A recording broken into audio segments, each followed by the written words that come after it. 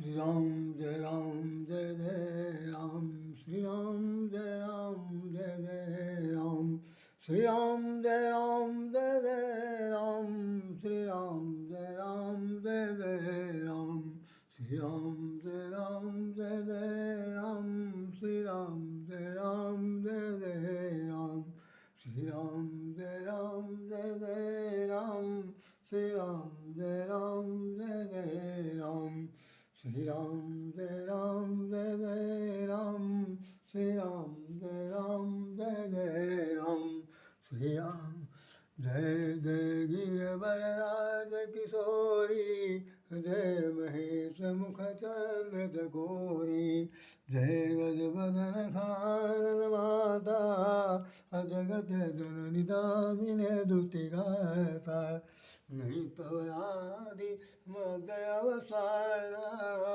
अमित प्रभाव वेद नहीं जाना, भव भव विभव पराभव कारिणी, भव भव विभव पराभव कारिणी,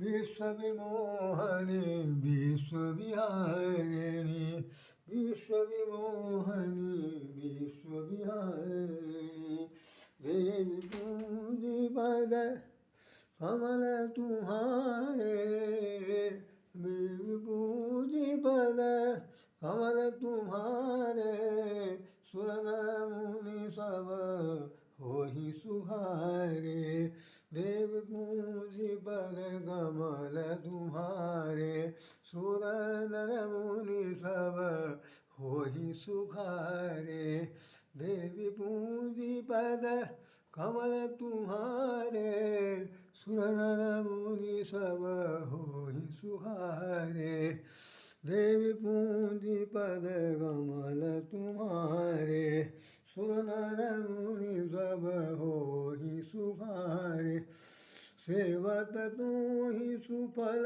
फलचारी, वरदायनी त्रिपुरारी पियारी। ये हमारा लेख है जो 27 सितंबर 2003 को छपा था। 27 सितंबर 2003 को छपा था। आज से 20 साल पहले ये राष्ट्रीय स्वरूप नाम का एक अखबार यहाँ से दैनिक निकलता है, जो आज भी निकल रहा, और उसमें ये हमारा नाम मेरे ख्याल से आप लोग ज़रूर देखेंगे कि इसमें कहीं पर नाम जरूर छपा हुआ है। देखिए कि कहाँ पर नाम है, नाम तो आना चाहिए। ये नाम मेरे ख्याल से दिख रहा।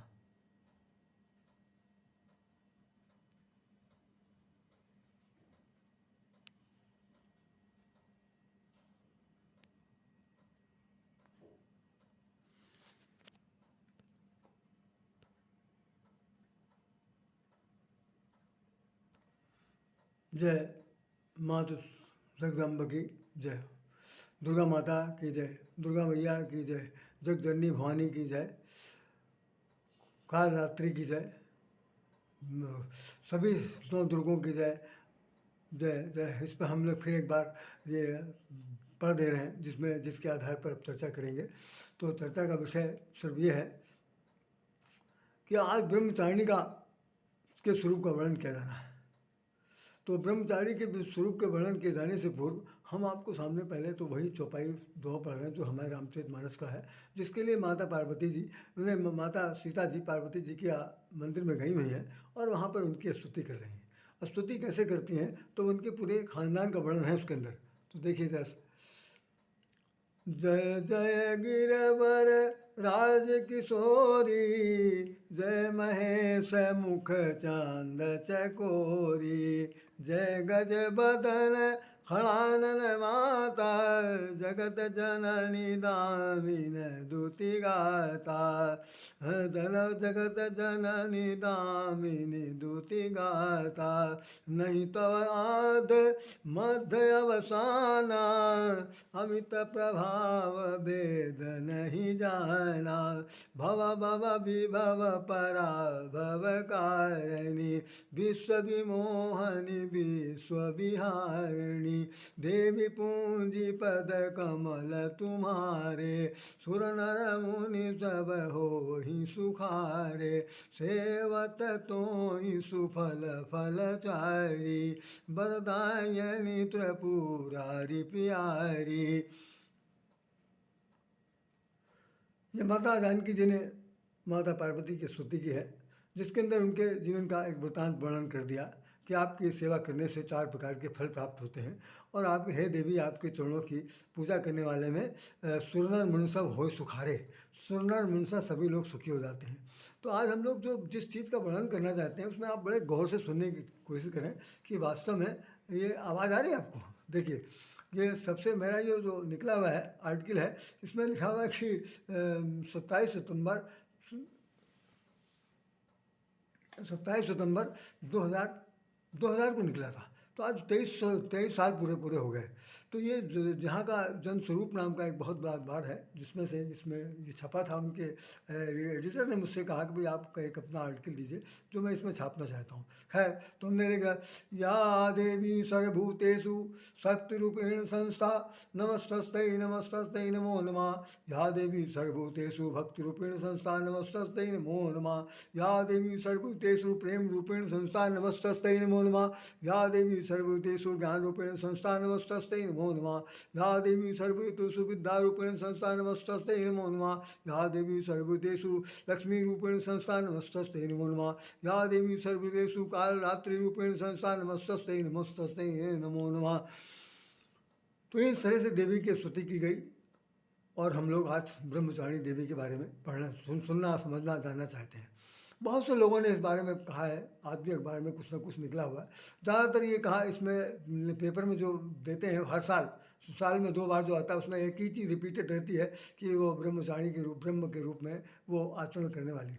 तो ज़रा गौर सुनिए, ब्रह्मचारिणी का एक हम शाब्दिक भाव बता दें, जो आप लोगों को शायद जानकारी हो या ना हो, मुझे नहीं पता, लेकिन फिर भी मैं बताना चाहता हूँ कि ब्रह्म प्लस चारिणी, ब्रह्म का आचरण करने की क्षमता रखने वाले को ब्रह्मचारिणी कहते हैं। ब्रह्म का जो आचरण है, उस आचरण को अपने जीवन में ढाल लेने की क्षमता रखने वाले का नाम ब्रह्मचारी या ब्रह्मचारिणी हो सकता है। तो ब्रह्म का क्या आचरण है हमारे आपके बीच में, सबसे पहले ये होना चाहिए। पंडित लोग तो बहुत कुछ बता के चले जाते हैं कि ब्रह्मचारिणी की पूजा करो, आखिर में वो है क्या हमारे आपके जीवन में, उसको हम कैसे उतारेंगे जब तक हमारी समझ में कुछ नहीं आएगा। ब्रह्मचारिणी क्या चीज़ है, ब्रह्मचारिणी कैसे कहते हैं, कैसे बना जाता, इत्यादि बातें हमारे आपके मन में कौतूहल, बस सुनने में आता है, समझने में आता है, जानने में आता है, सब कुछ आता है।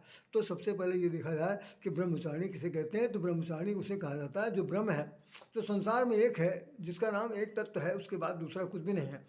आप देखिए कि हम लोग जिसमें इनका श्लोक पढ़ते उसमें लिखा हुआ है कि सर्वमंगल मंगलेषु शिवे सर्वादि साधिके शरणे त्र्यंबके गौरी नारायणी नमस्तुते।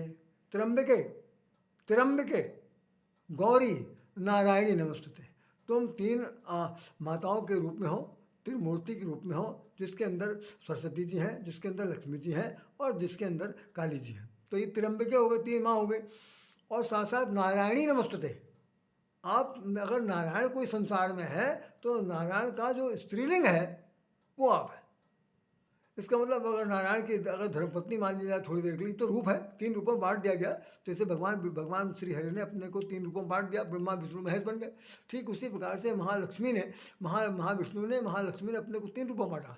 उन 3 रूपों में बांटे में एक में लक्ष्मी स्वयं हो गई, एक में दुर्गा बन गई, और एक में काली जी का, सरस्वती जी का नाम आ गया। तो जो दुर्गा है वही काली है।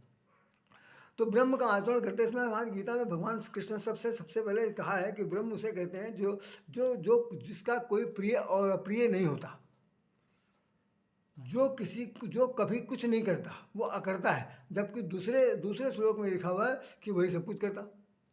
उसी के मार्गदर्शन पर उसकी माया जो है, वो माया सारे संसार को नचाती फिरती है। तो ब्रह्म कुछ नहीं करता तो क्या करता? वो ब्रह्म आपके सबके जीवन में अंश के रूप में विराजमान है, जिसका नाम आत्मा है। तो आत्मा वैसे भी देखा होगा आपने स्थिर रहती, जो कुछ नहीं करती, करता कराता जो है मन कराता, वो तो एक प्रकार का कहना चाहिए ऑब्जर्वर के रूप में हमारे आपके पेज में बैठी है। इसी तरह से ब्रह्म भी संसार के किसी एक खास जगह पर बैठ करके, वो जैसे ये राम भरोसे बैठ के सबका मुजरा लें, राम भरोसे बैठ के सबका मुद्रा ले, जाकी जैसी चाकरी ताको तैसा दें। तो राम कोई भरोसे बैठ गए और कहीं पर झरोखे में बैठ करके वो मुद्रा ले रहे हैं, अर्थात सबकी निगरानी कर रहे हैं, सबके बारे में जानकारी प्राप्त कर रहे हैं। तो भगवान भी इसी तरह संसार में संसार के संसारिक प्राणियों के बीच में जो रचना करता है, तो उसका एक कहना चाहिए एक अभिनय है, जो अभिनय जो भिन्न भिन्न रूपों में दिखाई पड़ता है। तो हमने कहा कि ब्रह्म का स्वरूप धारण कर देने के बाद उसको आचरण करना पड़ेगा, और ब्रह्म का आचरण करने का मतलब है तपस्या। तपस्या का मतलब है बहुत बड़ी साधना। तो ब्रह्म जब साधना करना शुरू करता है, जैसे रामायण में लिखा हुआ है कि भाई वो कुछ भी नहीं करता लेकिन फिर भी करता। किस तरह लिखते हैं कि कर्म करें बिंद्राना। एक तरफ ये भी कहा जा रहा है कि मैं कुछ नहीं कर रहा, दूसरी तरफ ये भी लिख रहे हैं कि कर्म करें बिंद्राना, आनंद रहित सकल रस भोगी, आनंद रहित सकल रस भोगी, वरदानी बक्ता वर जोगी। कि वो सब काम करता है, सब तरह से बोलता है, सब उसके पास हजारों आँखें, हजारों नेत्र, हजारों सिर हैं, हजारों भुजाएं हैं। सब गीता 11वें अध्याय में लिखा। भगवान ने कहा कि चारों तरफ 10 दिशाओं में हमारा मुखमंडल फैला हुआ है, सब तरफ हमारी भुजाएं फैली हैं, सब कुछ मैं कर रहा हूँ, मतलब विराट रूप दिखा देगा। तो भगवान का ये स्वरूप देख करके हम लोगों ने समझ लिया कि संसार का जो सारा स्वरूप जो है भगवान में समाहित हो जाएगा। तो अब ये ब्रह्म के रूप में जब ये अब हाँ, अब एक बात और ध्यान देने की चीज़ है कि भाई यहाँ पर हमारी 3 जो 9 रूपों में माता जी की पूजा की जाएगी। तो यहाँ पर एक हमारे सामने प्रश्न उठता है, ग्राहक में एक अल्पज्ञ अज्ञानी के रूप में प्रश्न पूछना चाहते हैं कि इसमें ब्रह्मचारी को क्यों नहीं सुना गया? सत्य स्वरूपा ब्रह्माणी को तो ले लिया आपने, लेकिन उनकी जगह पर ब्रह्मचारी का नाम क्यों नहीं आया? तो एक प्रश्न उठता है कि हम लोग शक्ति पाकर के शक्तिमान हो सकते हैं, शक्तिमान हो सकते हैं, लेकिन शक्ति नहीं बन सकते। तो शक्ति मिलकर ही सत्यवान बनेगा, शक्ति मिलकर ही शक्तिमान बनेगा, लेकिन शक्ति की उपासना आराधना तो करनी ही पड़ेगी। इसका मतलब जो पुल्लिंग है, जो पुरुष समाज है, वो शक्ति के बिना बेकार है। शक्ति के बिना बिल्कुल ठीक वही है जैसे कि भाई बहुत बड़ी दैत्याकार मशीन रखी हुई है, लेकिन उसके अंदर पावर नहीं आ रही है तो किसी काम की नहीं। तो यही स्थिति हमारी आपकी है। हमारे आपके जीवन में शक्ति का अभाव है, उस शक्ति का आवाहन किया जाता है, उस शक्ति को अपने जीवन में ढाला जाता है। उसकी क्रियात्मक रूप करने के लिए हम उनके निवेदन करते हैं, तभी ब्रह्मा विष्णु सब उनकी आराधना पूजा पाठ करते हैं। तो ब्रह्मचारिणी के लिए कहा गया कि भाई जिस वक्त इनका जन्म वहाँ पर हुआ था, हम वहीं शुरू करें जैसे कल हमने जो जहाँ से लिया था कि भाई मैं तो मांगूँ माँ के मंदिर एक छोटा सा कोना, और हमने बता दिया था कोना मांगने वालों की संख्या जो है करोड़ों में है। अब कल्पना करिए, जैसे मैंने बता दिया कि मान लीजिए 1000 स्क्वायर फीट की जगह चाहिए या 500 स्क्वायर फीट की जगह चाहिए, और मान लीजिए कि आपकी उम्र 70-80 साल की है, तो 70-80 साल में 2 बार आएगा, 2 बार नवरात्रि आएगी, दोनों बार यही गाना गाया जाएगा। तो दोनों बार यही गाना जाएगा। 80 साल की अगर उम्र होगी तो 160 कोना आपने ले लिया। तो एक आदमी 160 कोना ले लिया, और करोड़ों लोगों ने कितना ले लिया होगा? तो आप जरा सोचिए किस कोने में आप मरेंगे, बाकी जो शेष पड़ा है वो कहाँ जाएगा? सिवाय लड़ाई की जड़ छोड़ के जाने के अलावा कोई काम नहीं। तो हम लोग रॉ मटेरियल की जिसकी जो धरती का 1 इंच भी ले जाने की ताकत किसी संसार में व्यक्ति को नहीं है, वो हम मांगते हैं माता जी से। और माता जी भी हंस करके सोचती हैं कि इससे ज़्यादा मूर्ख और क्या हो सकता भाई, इससे ज़्यादा मूर्ख क्या हो सकता, हमको तो मांग ही नहीं रहा, मांग किसी और से रहा। तो वो पार्वती जी जो हैं, शैलपुत्री जो हैं, वो अपना एक दूसरा रूप दिखाती हैं जिसके अंदर ब्रह्मचर्य का पालन करती हैं। ब्रह्मचर्य का पालन क्यों करती हैं? उनका एक मात्र लक्ष्य है पति को प्राप्त करना। पति को प्राप्त करना है भगवान शंकर से शादी करनी। जैसे उन्होंने कहा था कि बरऊँ शंभु न तो रहूँ कुमारी। हम अपने जीवन में अगर किसी का वर्ण करेंगे तो भगवान शंकर का करेंगे, अन्यथा हम शादी करेंगे नहीं। ये हालत हो गई कि इनकी जो पूरी तपस्या हो चुकी थी, 7000 वर्ष तक तपस्या किया था, और बेलपत्र भी खाया, हवा भी पिया, बिना पानी के भी रही, एक पैर से भी खड़ी रही, सभी कुछ किया। एक बार एक सज्जन कथा कह रहे थे, कथा में उनके जो ठीक बात जो शिष्य को कथा गद्दी संभालनी थी, बायदी में मैं उसमें चलने के किसी के आग्रह पर मैं चला गया।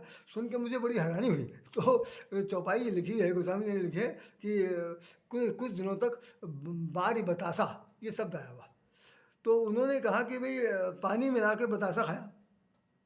मैं तो बहुत हैरान हुआ। मैं जब कथा खत्म होगी तो मैं उनके पास गया, मैंने उनसे पूछा कि ये बतासा कौन सा है, चीनी वाला बतासा है कि पानी वाला बतासा है? और बतासा वहाँ कहाँ से आ गया? जंगल के अंदर जहाँ तपस्या कर रही। आप महाराज जी क्या बोल रहे हैं? इसमें लिखा हुआ बारी माने जल और बतासा माने बात माने हवा। हवा पानी का सेवन किया, पूरे पूरे उन्होंने 5,000 साल तक ये किया, 7 पूरे टोटल 7,500 वर्ष की तपस्या का उल्लेख हमारे यहाँ रामायण में मिलता है। तो तपस्या के बाद बहुत बहुत ऋषि मुनि आते हैं। अब देखिए आदमी तपस्वी हो जाए, उसके बाद खूब कष्ट संकट झेल ले, और झेलने के बाद ये हो जाए कि उसका परीक्षा ली जाए। तो परीक्षा लेने के लिए जो आए उन्होंने कहा, अरे कहाँ बौरानी हो तुम, किससे शादी करने जा रही हो? उस बौरे से।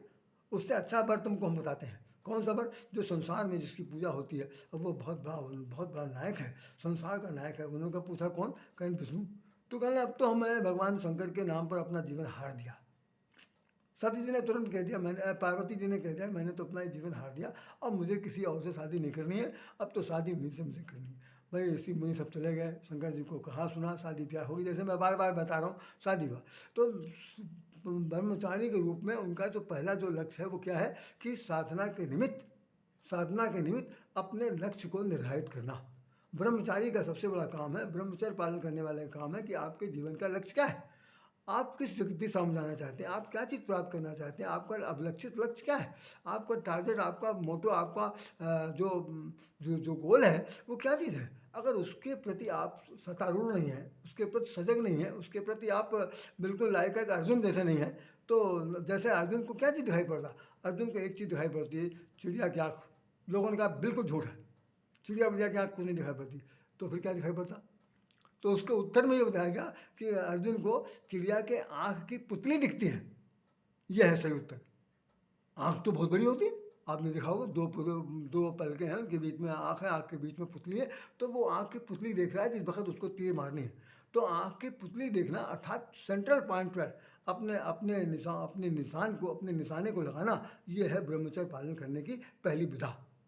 तो वो हमें सिखाती हैं माता जी कि चाहे स्त्री हो चाहे पुरुष हो, यदि उसे अपने लक्ष्य की प्राप्त करनी है तो साधनाबद्ध होना पड़ेगा। साधनाबद्ध होने के साथ साथ अविचल होना पड़ेगा। उसके जीवन में मन की चंचलता का लेस मात्र भी प्रयोग नहीं होना चाहिए, ये परम वर्जित है। और यदि उसने चंचलता का अपना लिया तो फिर ब्रह्मचर्य नहीं बन सकता। जैसे ब्रह्मचारी के लिए हमारे यहाँ कुछ लक्षण बताए गए। पहले गए बलाक चेष्टा, कौवे जैसी चेष्टा होनी चाहिए। तो कौवे जैसी चेष्टा देखिए, चक्कर मकर चक्कर देखता रहता, कहाँ कहाँ खाना पड़ा, कहाँ खाना पड़ा, कोई आँख लेता पकड़, कोई हाथ में कोई पकड़ तो नहीं लगा, तो किसी तरह से वो चोंच मार के भागता है। तो जहाँ जहाँ कहीं पर विद्या मिल रही हो, जहाँ जहाँ पर कहीं ज्ञान मिल रहा हो, जहाँ जहाँ पर सदमार्गी बनने की कोई गुंजाइश हो रही हो, वहाँ पर आप आँखें बिल्कुल एकदम कौवे जैसी रखिए, बहुत चक्के में बने रहिए। और एब्जॉर्बिंग कैपेसिटी भी तुरंत उसे ले करके शोषक, जैसे चूसक पंप होता है, सोखता है, वैसे होता, उसे सोखने की क्षमता भी आपके अंदर रहनी चाहिए। तब तो आप सच्चे माने में ब्रह्मचारी हैं, अन्यथा कुछ नहीं। स्वान निद्रा, कुत्ते जैसी नींद होनी चाहिए, जो एक सेकंड में जग जाए, एक सेकंड में जग जाए। कहीं जरा सा खटपट हुआ, स्वामी की सेवा में वो लगा हुआ। तो स्वान जो है, बलाक चेष्टा, स्वान निद्रा, अल्पाहार, ये 3 बातें तो बहुत ही महत्वपूर्ण हैं। और उसके बाद बगुला के लिए कहा गया कि बगुला जैसे एकाग्रचित्त धारण करना चाहिए, वैसा होना चाहिए। बगुले की बड़ी खास विशेषता है कि आपको मैं बताऊंगा, जिस समय का कभी चर्चा होगी तो इसमें लिखा हुआ कि उसके लिए खास तौर से लिख दिया है कि जिस मेघनाथ रण क्षेत्र से भाग करके आया, आकर के आए यहाँ बक ध्यान लगावा, ये गोस्वामी ने लिखा कि यहाँ पर आकर के बगुले का ध्यान लगाए हुए। तो बगुले का ध्यान क्या होता है, देखिए ध्यान दीजिएगा कि एक पैर पे खड़ा होता है, एक पैर पे खड़ा होता है, और साथ साथ ये है कि बहुत बड़ा बगुला भगत है, लोग कहते हैं, टांटिंग करते हैं। कहना चाहिए कि किसी के उसकी जो व्यंग्यात्मक सेंस कहना होगा, तो अरे भाई ध्यान रखना, बहुत बड़े बगुला भगत हैं, इनके देख दूर से ही कंठी माला दिखाई पड़ी, पता नहीं क्या से क्या कर डाले, कहना बहुत मुश्किल है।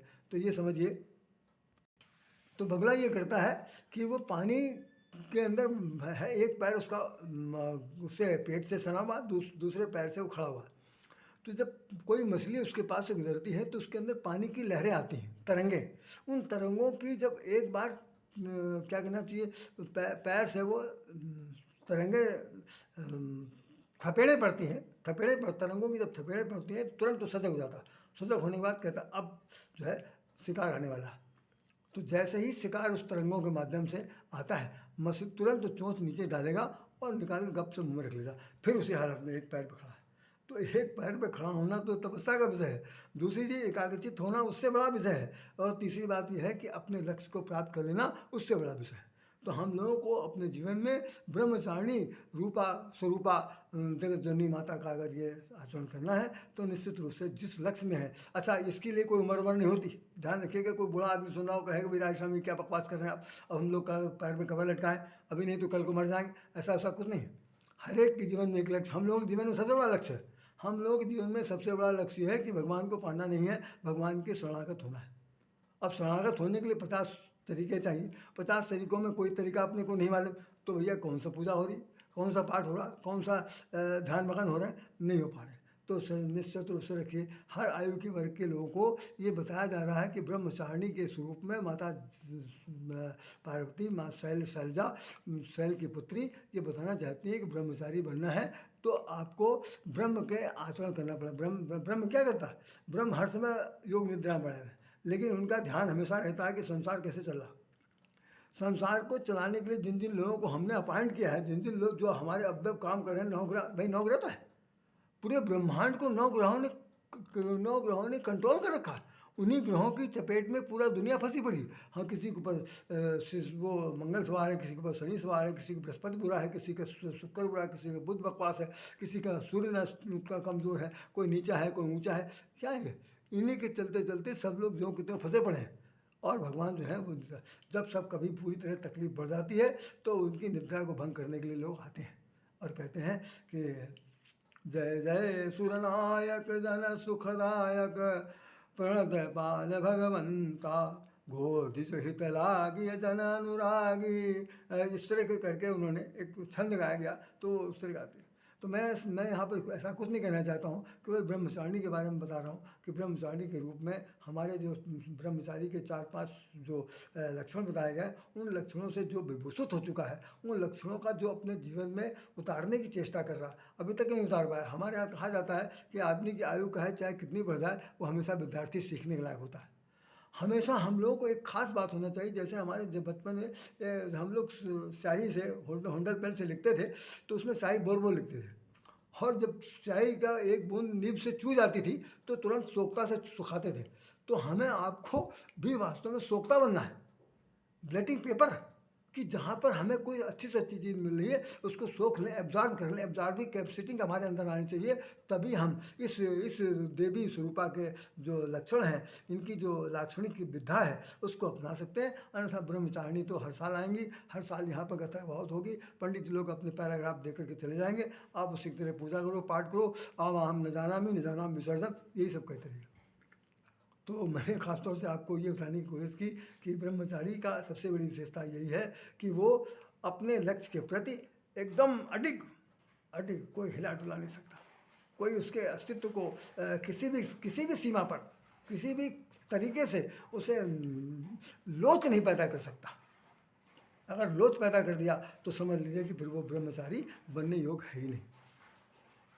यहाँ तक कि मुझे याद आया कबीरदास के बारे में कहा गया, जिस वक्त उन्होंने रामानंद स्वामी जी ने उनको अपना शिष्य बनाया तो पहले देखा कैसे देखते हैं, तो वो दूसरों को दिखाने के लिए कि जो ये तो दुल्हा लड़का है और आ गया है पंडितों के बीच में, तो अब वो पंडित कुछ मानते नहीं थे, लेकिन अब पंडितों को भी खुश करना है और दुल्हे को भी खुश करना है, क्योंकि वहाँ पर कह के आया था राम राम राम, और कबीर जी उसी वक्त उसके भागे, उनका मिल गया मुझे मंत्र मिल गया। तो उनको सवेरे बुलाया कि भाई 11 बजे हमारी सभा लगेगी, उसमें आना। कबीरदास जी जब वहाँ पहुँचे तो उन्होंने चट्टी उठाई, अपनी जो खड़ाऊ है उठा करके, ध्यान देखिए गुरु जी की जगह देखिए कि ममता कैसी है, उसके सिर पर रखा अपना हाथ और चट्टी, ता ता ता जाओ, काम हो गया।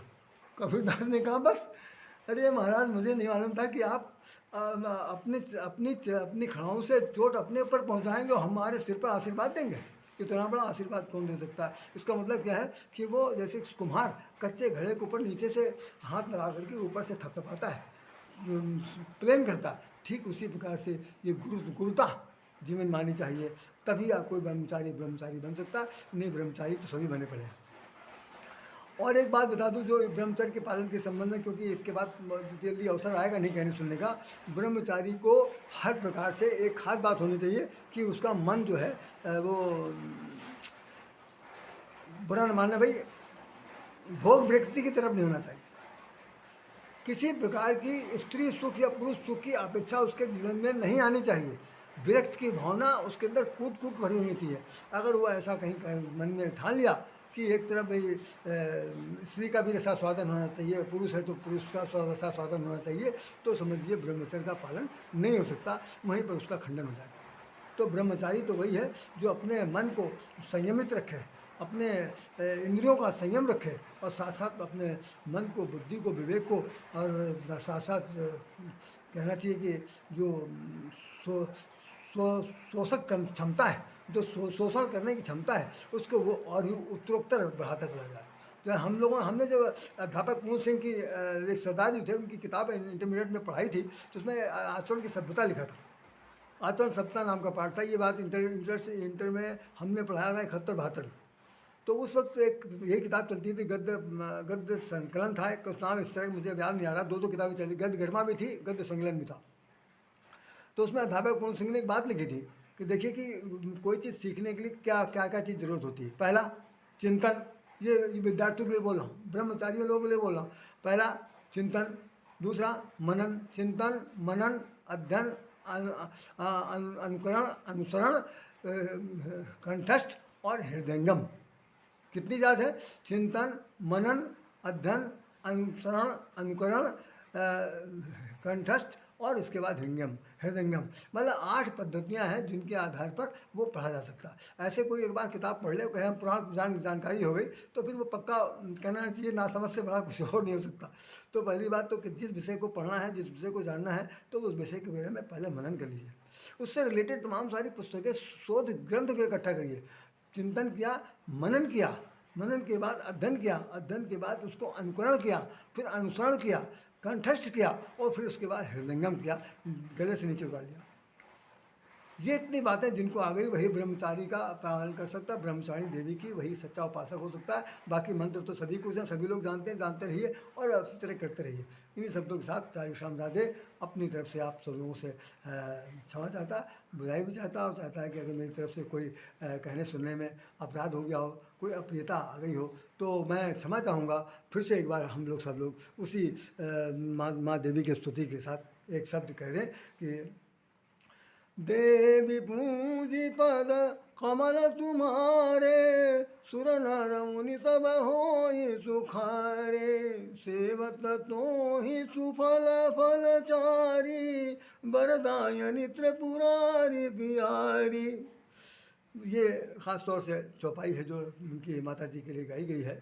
और साथ साथ जो श्लोक हम लोग पढ़ते हैं, रात दिन पढ़ते हैं, उसमें कहा गया है कि या देवी सर्वभूतेषु शक्ति रूपेण संस्थिता। शक्ति रूपेण, शक्ति के सिवा दूसरा कुछ नहीं। अगर जीवन में शक्ति नहीं है तो शक्तिहीन क्या कर लेगा भाई?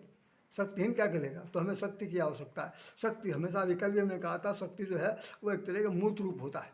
उसके अंदर जीवन देने के लिए चेतना प्रधान व्यक्ति की आवश्यकता है, और व्यक्ति तो चेतना प्रधान है लेकिन शक्ति नहीं। सपोज जैसे हमारे पास बल्ब लगा हुआ है, बहुत फाइनली जल सकता है, और जलेगा कब? जब उसका पावर हाउस से शक्ति घर से, विद्युत शक्ति घर से उसका अटैचमेंट हो जाएगा। तो हमारा शरीर यहाँ पर मृतक पड़ा हुआ, लेकिन अगर इसके अंदर जब तक जीव आत्मा नहीं आएगी तब तक ये चलायमान नहीं हो सकता। इसके अंदर सब कुछ धरा पड़ा, सब कुछ धरा पड़ा, लेकिन सब बेकार। इसी बात को उन्होंने लिखा था, भगवान राम उससे कहते हैं तारा से कि तारा विकल देख रोगराया, दीन ज्ञान जन है लीनी माया, छित जल पावक गगन समीरा, पंच रचित अधम शरीरा, प्रगट सो सोई तन आगे सोआ। जिस शरीर को देखकर तुम रो रही हो बेटी, वो शरीर क्या है?